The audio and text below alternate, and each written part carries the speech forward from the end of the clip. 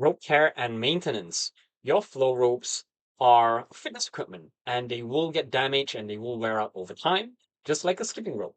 Skipping ropes typically wear out in about 2 months or so, depending on how intensively you're using them and what kind of surface you skip on. With a flow rope, they should last on average about, I'd say, 2 to 3 years, depending on how you use them. Number one tip is to use it on a smooth surface.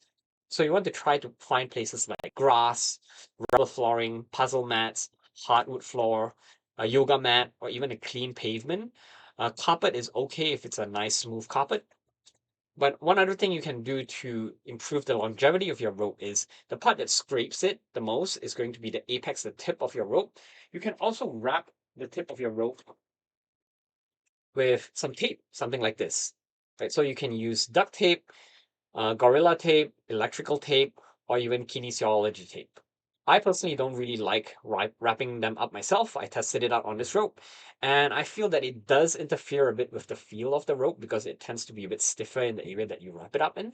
And if you don't wrap it up exactly at the center, it throws off the balance of your rope as well. So approach that with your own preference, and you decide if you think it's worth it. Obviously, the tape itself will wear out over time, so you want to retape it again if that's your approach. Generally, you want to avoid flowing on rough surfaces. So that includes things like gravel, sand, asphalt, things that will really give a lot of abrasion to your rope. And also, you want to try to avoid getting your rope wet if at all possible, because water does affect your rope. On the water side of things, your rope will obviously get dirty, so you can clean it and wash it. If you do decide to clean and wash your rope, here are some tips. Number one, use warm water. Number two, use mild soap or detergent or some rope safe cleaners. Or you can just simply wipe it down with disinfecting wipe or spray it down with disinfectant.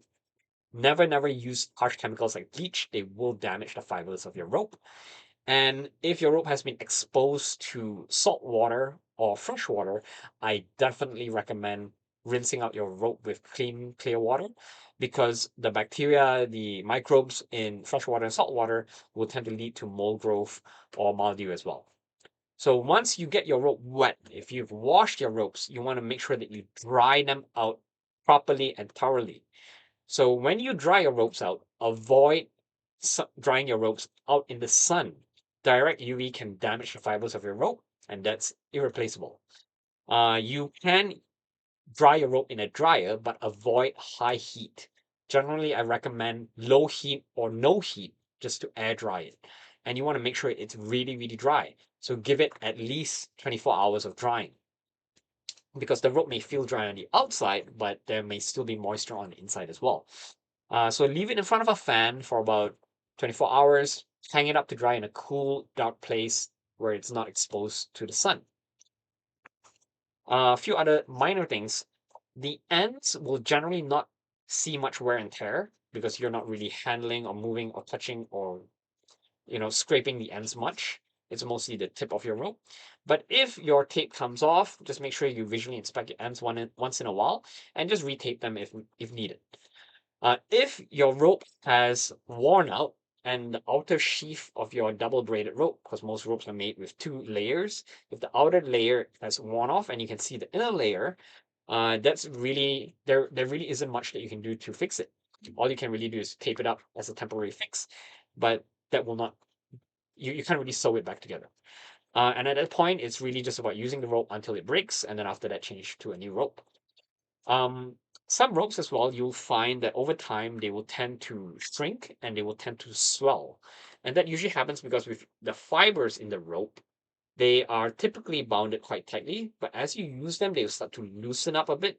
And when the fibers loosen and when the weave itself gets a bit looser, then it will start to come together a bit more. And this will cause the diameter of the rope to swell a bit and it will shorten the length of the rope. It's not very significant, but you may notice it a bit. So that's pretty much the main tips around care of your rope. With maintenance or repair, what you will see is some ropes at the very end, they will start to fray. So you can see something like this. If it's something minor like this, I don't generally recommend doing anything about it.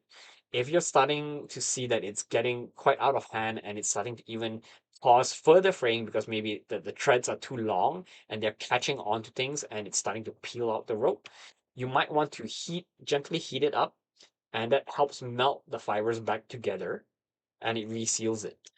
But you have to be very careful when you do that because if the heat is too high, what actually happens is you could not only risk burning your rope, but the inside of your rope, when we seal them, the heat seal at the very tip or the end, that actually melts the fibers together. So if you expose it to too high of a heat for too long, the inside will actually fuse together and you end up with a rope that becomes too stiff and it's not really enjoyable to flow with. If you expose your rope to water and you don't dry it out, that also causes stiffness as well because the fibers in the rope can shrink. It makes the rope a bit tighter and less flexible as well. So those are just some key tips around pairing for your rope.